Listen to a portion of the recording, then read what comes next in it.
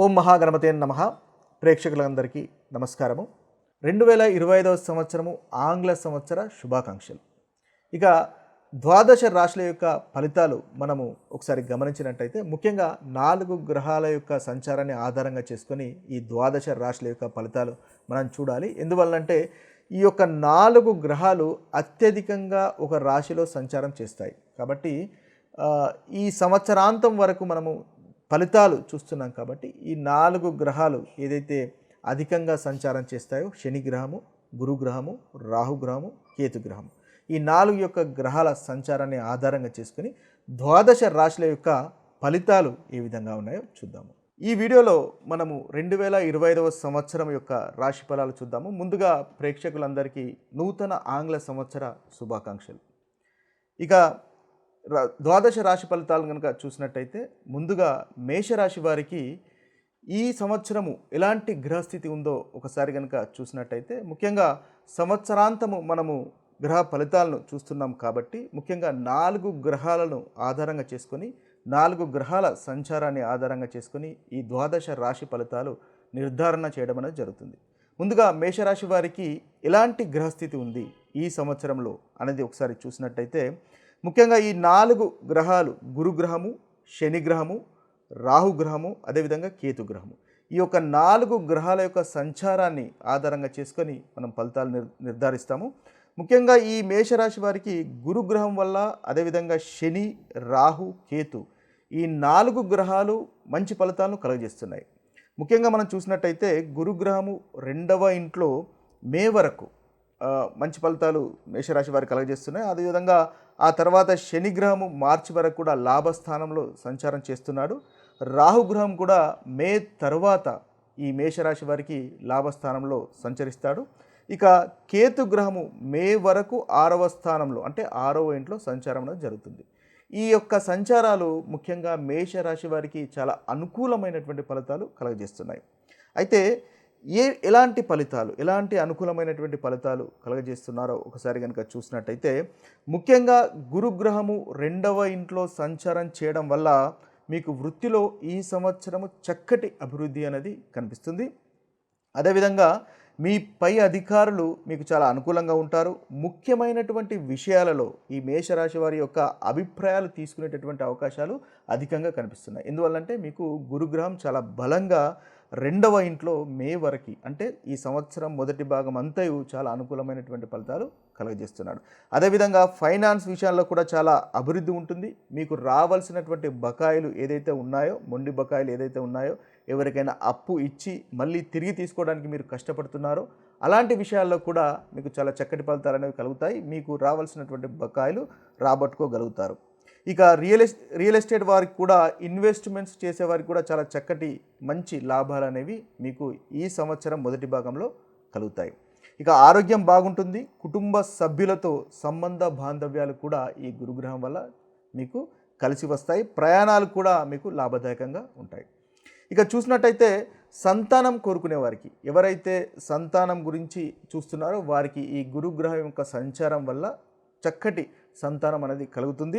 అదేవిధంగా మీ యొక్క మాట తీరు, ఎందుకంటే 2వ స్థానం అనేది మాట తీరుకు సంబంధించినటువంటి విషయం, అదేవిధంగా ధనానికి సంబంధించినటువంటి విషయం. కాబట్టి ఈ గురుగ్రహం వల్ల మీ యొక్క మాట తీరు వల్ల చక్కగా ఇతరులను ఆకట్టుకుంటారు. ఈ ఆకట్టుకోవడం వల్ల మీకు తద్వారా మంచి లాభాలు,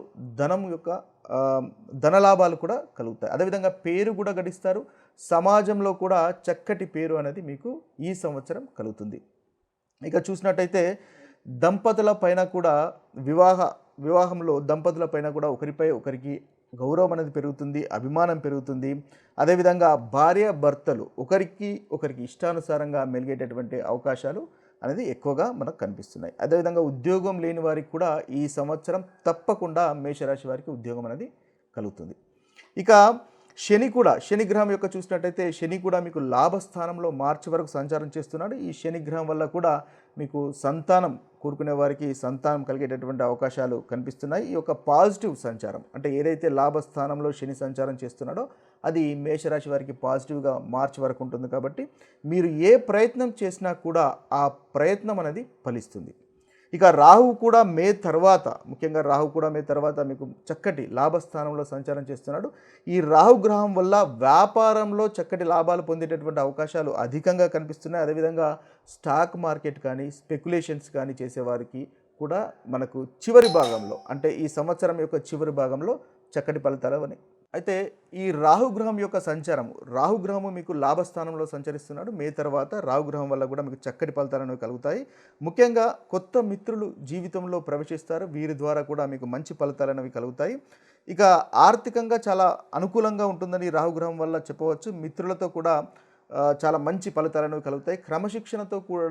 క్రమశిక్షణ వల్ల మీకు ఈ సంవత్సరం అనేటివి చక్కటి ఫలితాలు కలుగుతున్నాయి. ఓవరాల్గా చూసినట్టయితే ఈ రాశి వారికి అన్ని రాశుల కంటే చాలా చక్కటి ఫలితాలే కలుగుతున్నాయని చెప్పవచ్చు. ముఖ్యంగా గురుగ్రహము, శని గ్రహము, రాహుగ్రహము, కేతుగ్రహం, ఈ 4 గ్రహాలు కొంతవరకు, అంటే ఒక గ్రహము ముందు భాగము, ఆ తర్వాత గ్రహము తర్వాత భాగం. ముఖ్యంగా మనం చూసినట్టయితే ఈ మేషరాశి వారికి అన్ని రాశుల కంటే చాలా చక్కటి ఫలితాలే అధికంగా గోచరిస్తున్నాయి. ముఖ్యంగా గురుగ్రహము, శని గ్రహము, రాహుగ్రహము, కేతుగ్రహము చక్కటి ఫలితాలు అనేవి మీకు కలగజేస్తున్నారు. ఇక జాగ్రత్త పడవలసినటువంటి విషయాలు కనుక చూసినట్టయితే ఖర్చులు కాస్త జాగ్రత్తగా చూసుకోండి. అదేవిధంగా క్రమశిక్షణ అనేది చాలా ముఖ్యంగా మీకు ఈ సంవత్సరం ఉంటుంది. అనుకోని ఖర్చులు వచ్చేటటువంటి అవకాశాలు కనిపిస్తున్నాయి. కాబట్టి ఆ ఖర్చుల్లో కనుక నియంత్రణ కనుక ఉన్నట్టయితే, సేవింగ్స్ కనుక చేసుకున్నట్టయితే ఈ సంవత్సరము మేషరాశి వారికి చాలా చక్కటి ఫలితాలు కనిపిస్తున్నాయి. ముఖ్యంగా శని గ్రహానికి సంబంధించినటువంటి పరిహారాలు చేసుకోవడం వల్ల మేషరాశి వారికి ఇంకా అనుకూలమైనటువంటి ఫలితాలు ఈ సంవత్సరం కలుగుతాయి. శని యొక్క మంత్రము ఓం శనిశ్చరాయ నమః అనేటటువంటి మంత్రాన్ని రోజుకు 108 సార్లు జపించడం కానీ, లేదా హనుమాన్ పూజ కానీ, హనుమాన్ చాలీసా పఠనం ద్వారా కూడా మీకు ఈ సంవత్సరము చక్కటి ఫలితాలు అనేవి కలుగుతున్నాయి.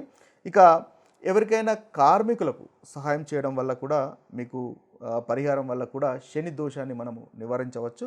అంతేకాకుండా ధ్యానం, యోగా ఈ సంవత్సరము మేషరాశి వారికి మానసికంగా ప్రశాంతతను కలుగజేస్తారు. ఇవి స్థూలంగా మేషరాశి వారికి 2025 సంవత్సరంలో ఉన్నటువంటి రాశి ఫలితాలు. ఇక ముఖ్యంగా మనం అందరం గమనించవలసింది ఏంటంటే, ఈ ద్వాదశ రాశి యొక్క ఫలితాలు ప్రతికూలమైనటువంటి ఫలితాలు కానీ, అనుకూలమైనటువంటి ఫలితాలు కానీ మీ యొక్క జన్మ జాతకం పైన ఆధారపడి ఉంటాయి అని గమనించండి. అంటే ఏదైతే ప్రతికూలమైనటువంటి ఫలితాలు మనం ఇంతవరకు చెప్పుకున్నామో, ఆ ప్రతికూలమైనటువంటి ఫలితాలు మీ జన్మ జాతకంలో అనుకూలమైనటువంటి దశ, అంతర్దశ జరుగుతున్నప్పుడు కానీ, లేదా మీ యొక్క జాతకము మంచి స్థితిగతులు, మీ యొక్క గ్రహచారంలో ఈ గ్రహాల యొక్క స్థితి బాగున్నట్టయితే ఈ ప్రతికూలమైనటువంటి ఫలితాలు అంతగా అనుభవంలోకి రావు అని గమనించాలి. కాబట్టి ముఖ్యంగా మనం చూసుకోవాల్సింది మన యొక్క జన్మ జాతకంలోని యొక్క గ్రహాల సంచారాన్ని బట్టి, లేదా జన్మ జాతకంలో ఉన్నటువంటి దశ అంతర్దశలను బట్టి మనకి ఫలితాలు కలుగుతాయని గమనించాలి. ఆ ఫలితాల ఆధారంగానే మనం ఖచ్చితమైనటువంటి నిర్ణయాలు చేయవచ్చు అని గమనించాలి. కాబట్టి ఏదైతే జన్మజాతకము లేదో, లేదా ఓవరాల్గా మనం కొంతవరకు మన పరిస్థితులను గమనించి తద్వారా నిర్ణయాలు తీసుకోవడానికి ఈ ద్వాదశ రాశి ఫలితాలు ఉపయోగపడతాయని గమనించాలి. సర్వే జన సుజనో భవంతు, సర్వే సుజన సుఖినో భవంతు. నమస్కారం.